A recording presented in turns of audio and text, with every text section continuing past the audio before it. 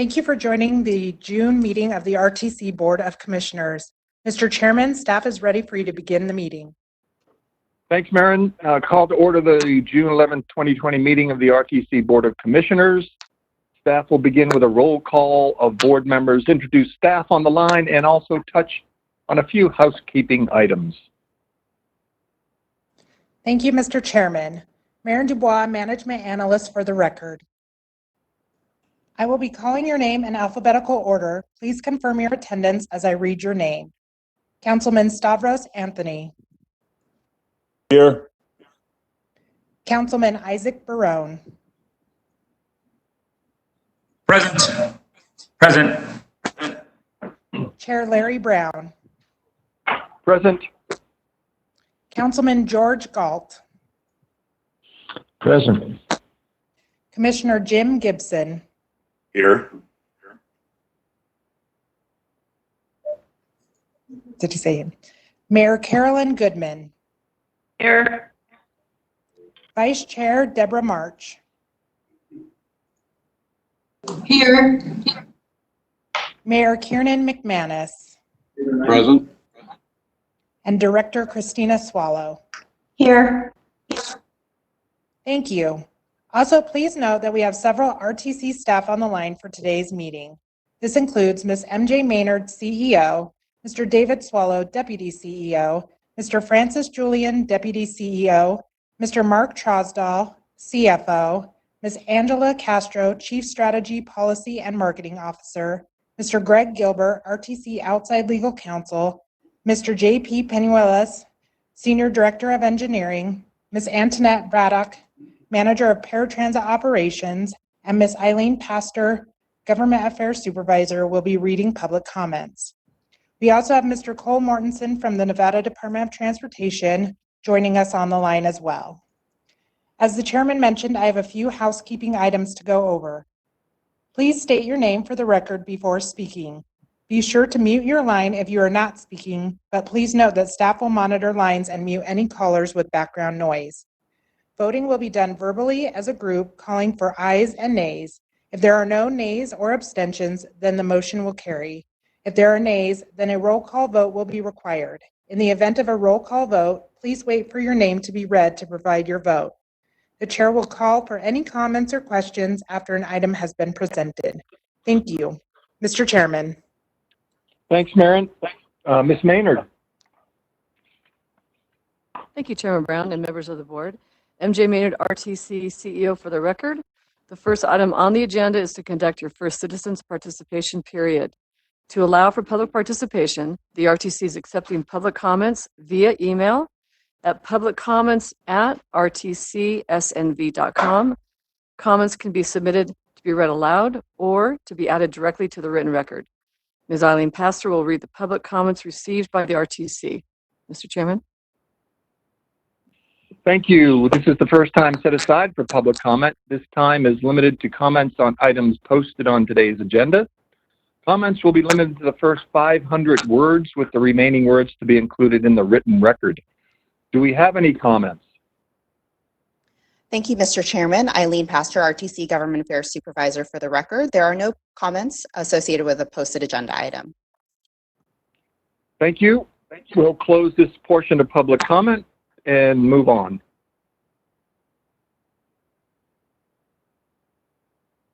Ms. Maynard. Thank you, Mr. Chairman. MJ Maynard for the record. The next item is to approve the agenda. Staff recommends hearing item 40, which is to discuss confidential matters related to the internal union contract negotiations with management, after item 42, which is to conduct the final comment period for citizens' participation. Otherwise, the agenda is in order and ready for approval. Comments or questions from the board? If there are none, I move approval. This is Jim Gibson. Thank you. You've heard the motion. All in favor, say aye. Aye. Aye. Aye. Aye. Aye. Any opposed? And that motion carries unanimously. Thank you, Mr. Chairman. Again, MJ Maynard for the record. The next item is the CEO report. We have one item for the CEO report, which is to receive an update on RTC's on-demand services. I'd like to introduce Ms. Antoinette Braddock, Manager of Paratransit Operations for the RTC, to give the update. Ms. Braddock? Thank you, Ms. Maynard, and good morning, Chairman Brown and members of the board. For the record, my name is Antoinette Braddock, Manager of RTC Paratransit and Specialized Services. Today, I'm pleased to provide an update on the RTC's on-demand services, which include RTC Right on Demand and Workforce Mobility. It's important to note that as we continue to face significant deficit with our transit fund, we are always looking for opportunities to save revenue.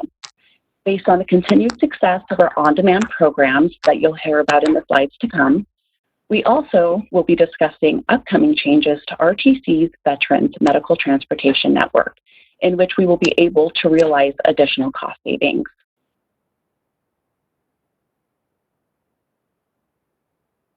The RTC Right on Demand partnership with Lyft and Tango Car has proven to be a win-win for the RTC and our customers.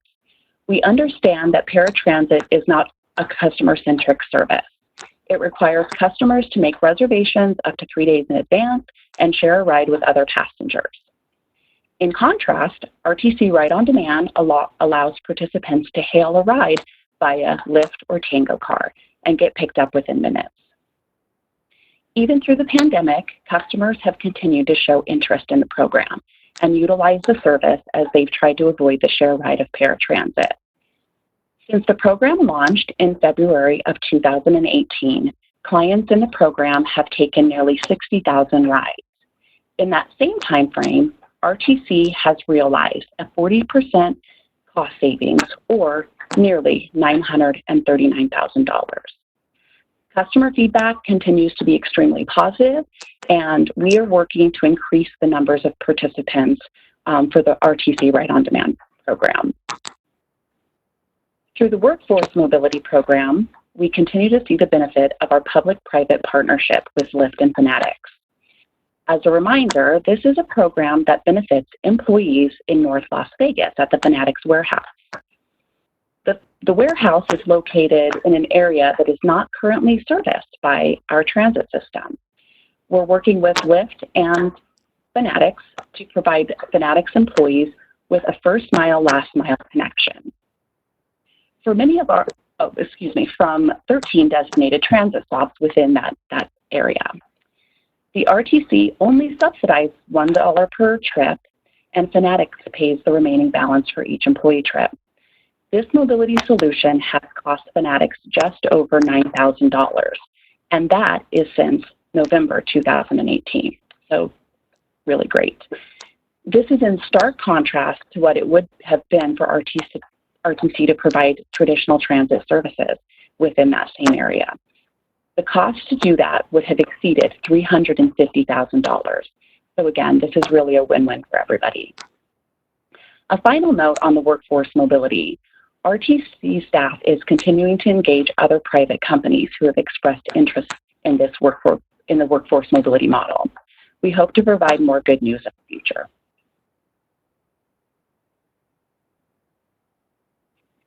As you know, the RTC is adapting to operations during the COVID-19 pandemic. And as such, RTC staff is continually looking at our services to find creative solutions to maintain the important services and also reduce agency costs. With that said, I'd like to tell you about some upcoming changes to the RTC's Veterans Medical Transportation Network. We also refer to it as VMTN.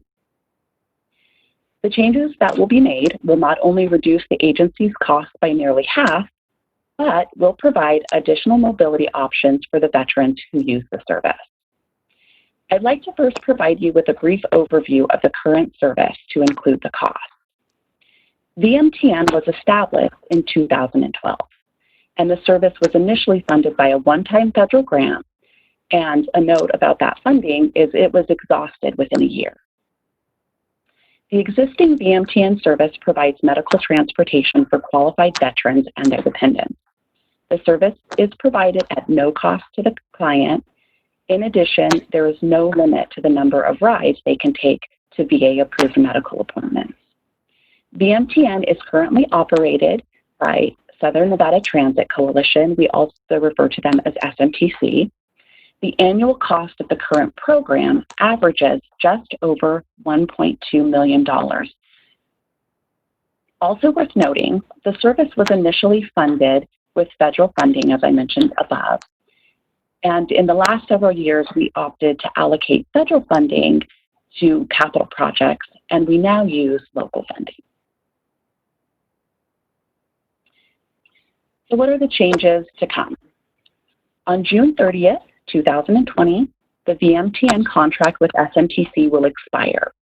This includes all renewal options.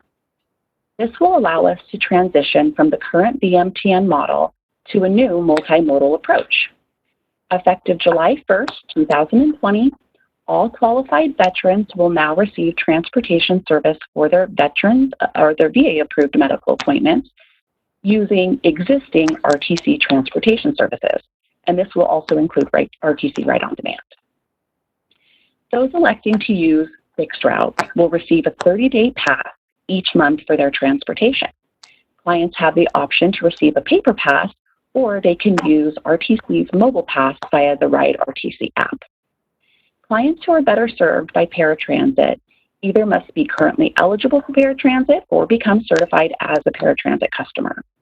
They will be able to schedule their rides through RTC customer care for their VA-approved medical appointments. Clients interested in the RTC Ride on Demand, they can ride for free to designated VA facilities for their medical appointments. By using the already existing RTC services, we expect to save more than $600,000, or half of the current annual VMTN budget. This is the end of my prepared presentation, and I'm happy to answer any questions if you may have them. Thank you, Antoinette. Mr. Chairman, this concludes the CEO report. Are there any comments or questions from the board?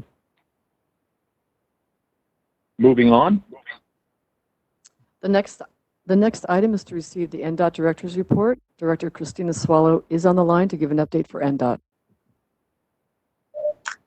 Good morning. It's good to be here as always. Next slide, please. As I start every director's report, I'm starting again this month with a safety update. Through the month of May, our fatalities are lower than they were last year. Trending again, following the trend of the year, with 99 lives lost on our roadways compared to 115 last year. And while that is a lower number than last year, it is still 99 too many. In May, the trend that we saw in April was reversed, and we had far fewer fatalities across the state compared to May of last year, 11 versus 27, which is much improved over April, but likely due to reduced travel volumes on the roadway, as we are continuing to see the crashes that are occurring are more severe. Pedestrian and motorcyclist fatalities are also down 20 and 43% respectively. And bicyclist fatalities are down 71% this month compared to May 2019 in Clark County. This is especially good news considering that we're seeing more people biking and walking as we've transitioned into the COVID pandemic. So while more people are out on the road on their bikes and walking, the crash and fatality data for them is lower. That's good news. Overall, these statistics show that Nevada is moving in the right direction in terms of keeping drivers, passengers, and pedestrian and bicyclists safe. However, as more of us return back to our traditional workspaces and more drivers return to the roads, we must continue to keep our focus on using the roads safely and promoting projects that make roadway safety the top priority. I've mentioned previously that I am now going to include a crash story in each one of these reports. And last month, there was a crash on Lake Mead Boulevard in Las Vegas that took the life of a motorcyclist. The rider was struck by a Nissan Altima that made a U-turn, pulling out in front of the motorcycle. The motorcyclist left behind a wife and 3 kids. The driver of the Nissan faces charges of DUI and making an illegal U-turn. We implore the drivers, everyone, to be extra cautious as we start driving more and more, and we continue on the Nevada roadmap to recovery as we come out of this pandemic. Next slide, please. Speaking of the pandemic, as you know, we continue to keep everyone safe. We are starting to see traffic volumes increasing on the roads, as I implied on the safety slide. And as we do that, NDOT is continuing to keep our team members safe and are also beginning to transition with more of our team members in the workplace and are looking forward to phase 3. You'll continue to engage with us, and we're working to continue to keep our program on track and continuing to monitor those volumes to really understand the economic impact that they will have short and long term on our overall program. Next slide, please. I have a few project updates. The first one is Centennial Bowl. We're about to get started on the final phase of Centennial Bowl. Anyone who drives through our Northwest Valley will be appreciative of completing the work that has been ongoing in the area for some years now. This last phase will complete the system-to-system interchange connecting US 95 and 215. It also includes the construction of a new local interchange, and in partnership with the City of Las Vegas will include a multi-use trail that spans over US 95, connecting to trails on the east and west. The project will construct 15 new structures, and there will be a significant landscape architectural component to round out the final phase. The project was designed mainly by in-house designers and engineers, and it is the largest bid-build project that NDOT has ever designed. Typically, our consultant staff is used much more to augment design for projects of this size. The project team, more than 200 people, consisted of NDOT, Federal Highways, City of Las Vegas, Clark County Regional Flood, the RTC, HDR, Atkins, GCW, CA Group, subconsultants, and utility agencies. It truly is a team effort. We advertised the project to bidders in late May on the 27th, and we have plans to start construction in January of next year, with construction complete in early 2024. We anticipate bids for this final phase, 3D, will range between 145 to 175 million. And this is the final phase in the nearly $600 million 13-mile US 95 Northwest corridor in Las Vegas, which began in 2008, really focused on increasing capacity, improving safety and access, and improving travel time reliability. So we're excited to get ready to deliver this final phase of the Centennial Bowl. Next slide. On Monday, our board approved the relinquishment of the roadways. On the exhibit to the left, you can see Charleston, Sahara, and Tropicana. We approved the relinquishment of those roadways back to the county in exchange for the segment of 215 that you can see on the right. This was the final step in this transfer, and we're excited to continue to work with members of the board on road transfers that are of interest to them. And I know the City of Henderson is interested in Boulder Highway, and I am sure, and I know the City of Las Vegas is already working with them on future transfers as well. All right, next slide. The work on the I-15-215 Northeast Valley interchange has begun. Fisher Sand and Gravel is the project contractor, and they've already started with the tortoise fencing and are moving on to the water line work. NDOT has been coordinating with NV Energy so they can start their work on Range Road this week.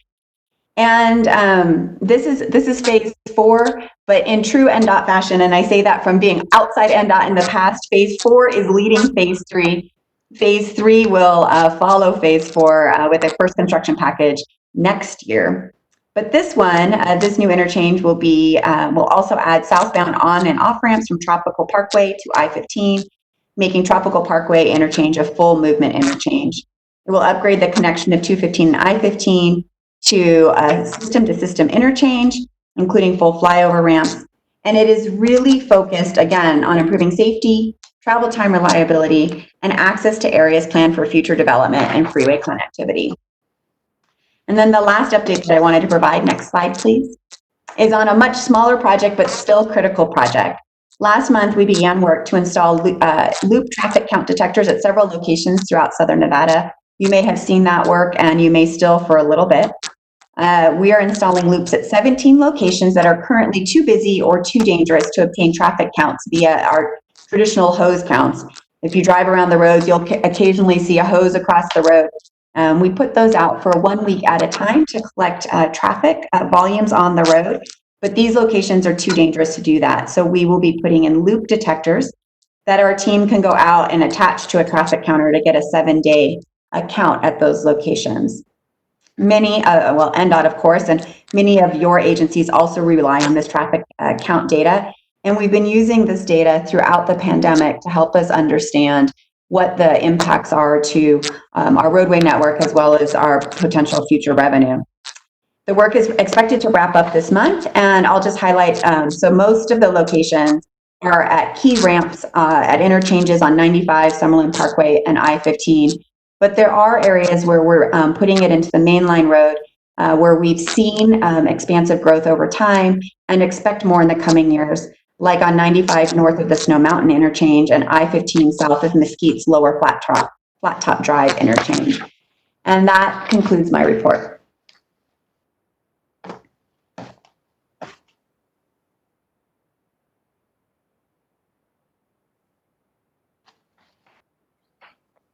Thank you.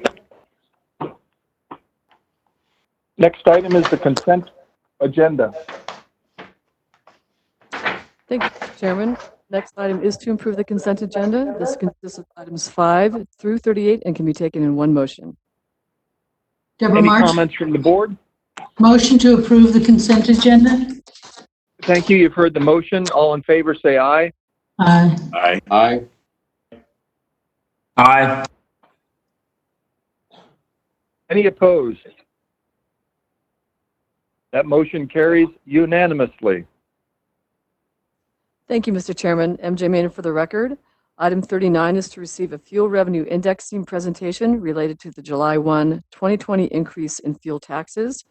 Mr. David Swallow, Deputy CEO for the RTC, will introduce the item. Mr. Swallow. Thank you, MJ. David Swallow for the record. As part of our fuel revenue indexing program, we promised to provide you with an annual update on the status. Obviously, the ongoing pandemic has changed our projections as we continue to closely monitor the current situation. RTC Chief Financial Officer Mark Trosdell will provide an FRI financial overview, but first, RTC Senior Director of Engineering, John Pinuelos, will provide you with an update on the progress of our motor vehicle fuel tax, Q10, and fuel revenue indexing program, including the initial 3-year FRI report and the 10-year extension. JP? Yes, thank you, David. John Pinuelos for the record.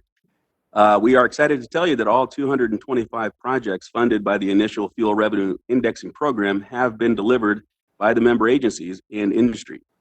Throughout the life of the program, 78 local small businesses were put to work. $570 million has been spent by your jurisdictions, and approximately 7,300 jobs have been created. Next slide, please. This slide shows all local funding sources, which include sales tax, also known as Question 10, motor vehicle fuel tax, and fuel revenue indexing. Since 2014, when the fuel revenue indexing program kicked off, 479 projects have been let out by your agencies, with 235 of those being completed. If I could get a click, hopefully, there we go. To give you an idea of the scale of that, here's the line representing those original 225 FRI 1 projects. As you can see, the FRI 1 program did exactly what was promised by laying the foundation for a much larger investment. Next slide, please. Since 2014, you have approved almost $1.5 billion in roadway contracts to your member agencies, or to the member agencies, from sales and fuel tax. And you can also see from this chart that fuel tax provides the lion's share of the funding. Next slide, please. This graph shows how the dollars under contract compare to our total revenues and expenses since 2014. The capital improvement plan for 2021, which you just approved, will bring the projected cumulative total of dollars under contract to over $1.7 billion. That's good. Slide 6, please.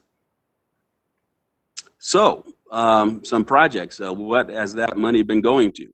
In Clark County, there are road improvements funded through the motor vehicle fuel tax along Buffalo Road. This is between Tropicana and Sahara.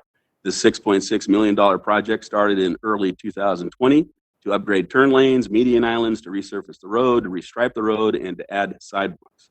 This project is expected to wrap up in the third quarter of this year and is part of a much larger $27 million arterial reconstruction package in the county.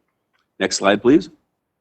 Also funded by motor vehicle fuel tax, traffic signal upgrades are happening in the city of Las Vegas. This $25 million project also includes ITS improvements, ADA ramp upgrades, and upgraded signage and roadway striping. This work is happening in several areas around Fort Apache, between Deer Springs and Elkhorn, and on Wallapai Way between Centennial Parkway and Farm Road, among many, many other places. The work started in September and is expected, last September, obviously, and is expected to wrap up in the fourth quarter of this year. Next slide. Out in the city of Henderson, funded through the fuel revenue indexing extension, the area of basic road between Pacific Avenue and Boulder Highway is getting improved. This $6.8 million project includes complete streets elements, which will improve safety and will be completed by the fourth quarter of this year. Next slide. Over in North Las Vegas, a $2.2 million road improvement project kicked off in February on Commerce Street between Dutchess Avenue and Cheyenne Avenue.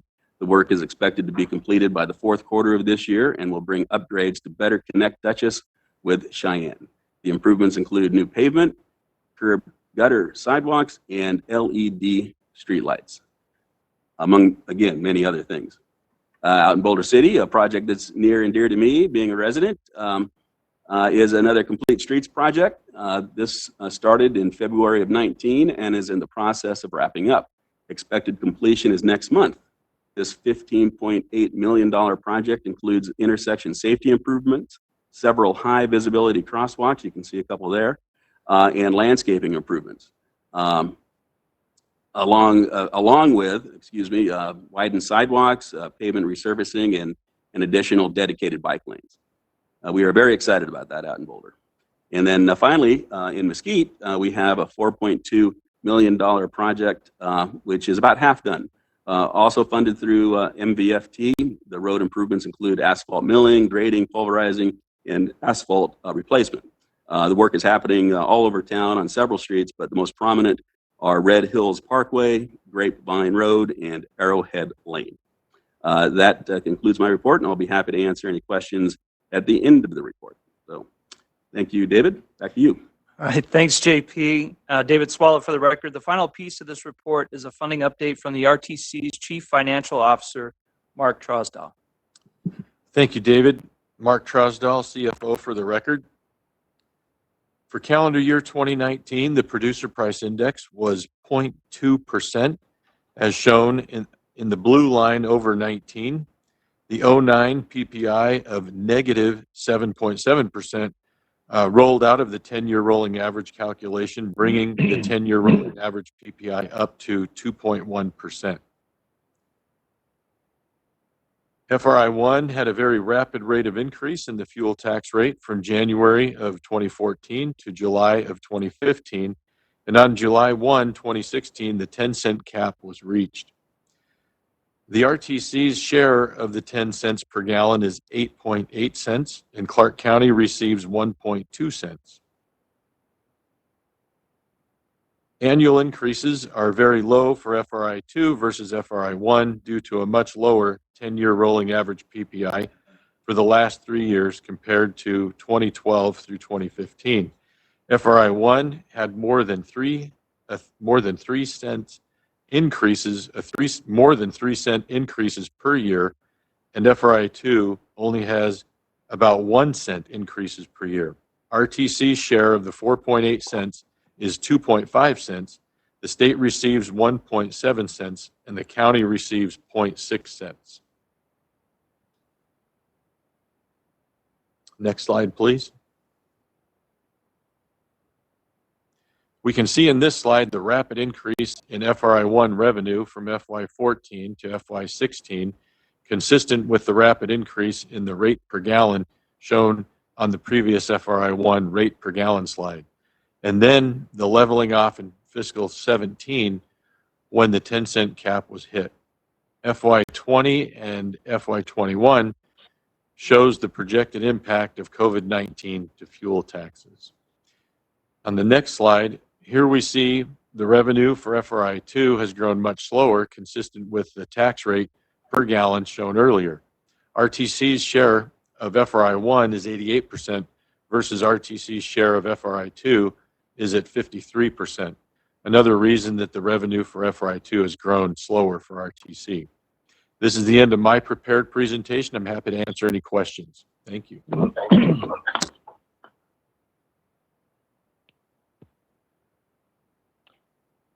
David, Mark, JP, thank you very much. Questions from the board? And this doesn't need any action, so we'll move on to the next item. Ms. Maynard. Thank you, Mr. Chairman. MJ Maynard for the record. As mentioned, we are going to hear item 40 before items 41 and 42. Item 41 is to hold a closed-door session to discuss legal items. There are no legal items to discuss, so we can skip this item. Item 42 is your final citizens participation period. This is the second time set aside for public comment. Do we have any comments? Thank you, Mr. Chairman. Again, Eileen Pastor from RTC for the record. We do have two public comments. The first comment is from Robin Kincaid.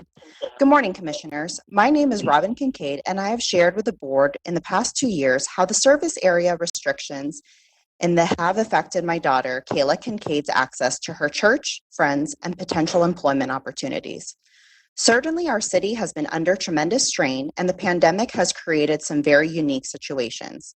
It is recognized that even with the CARES monies and stopping several of the projects, such as the new bus washing station, we will need to be creative in using dollars to serve people with disabilities.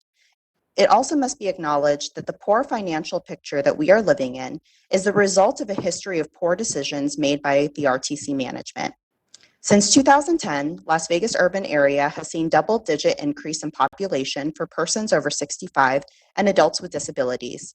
We have seen significant growth in housing by adding new senior developments, new assisted living units, along with new residential communities.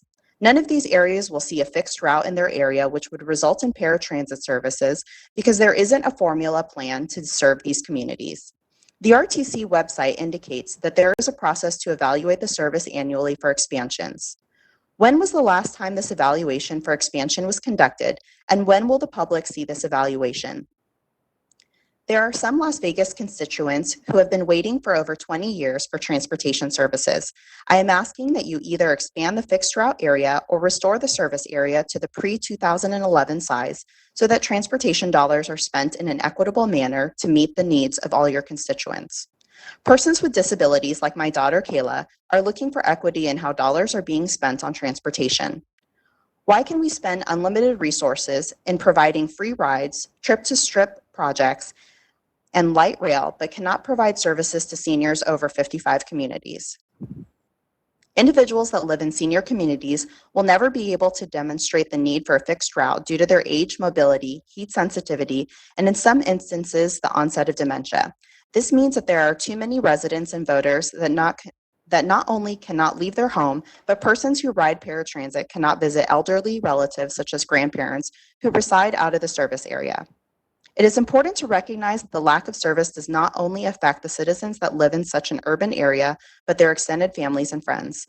Seniors and individuals with disabilities should not feel stranded and without viable options.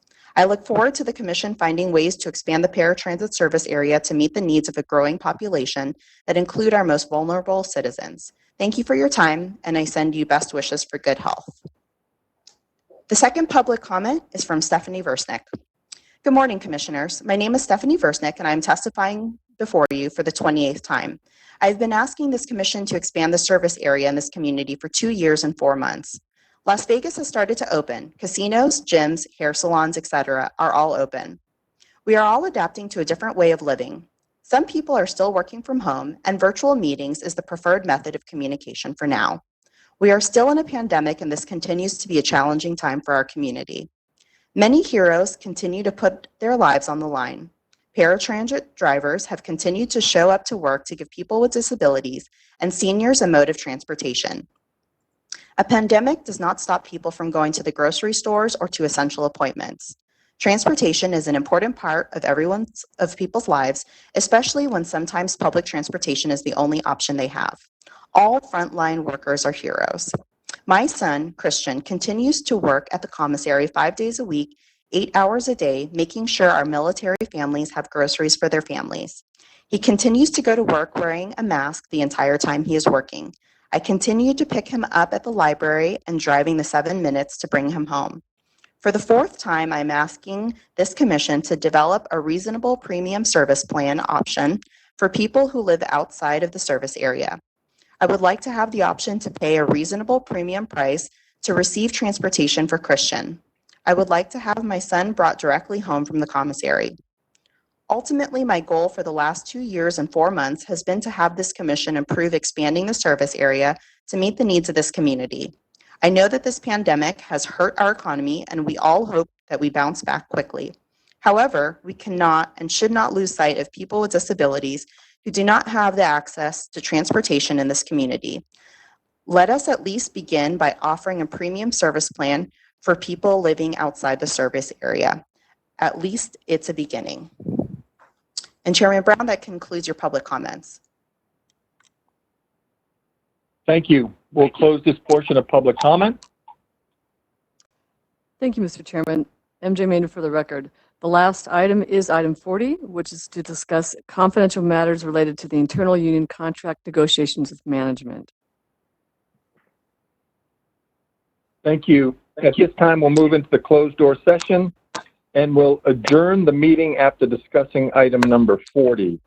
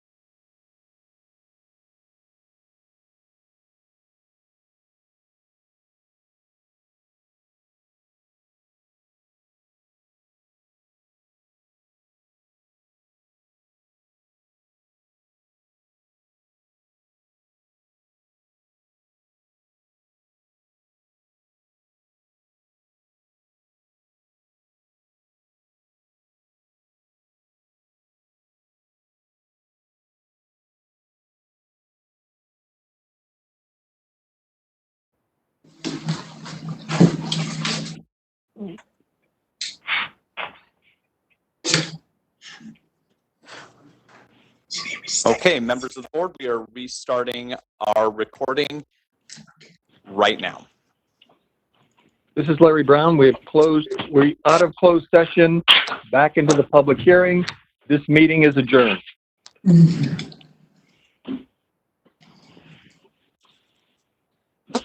Thank you. Thank you. Happy summer.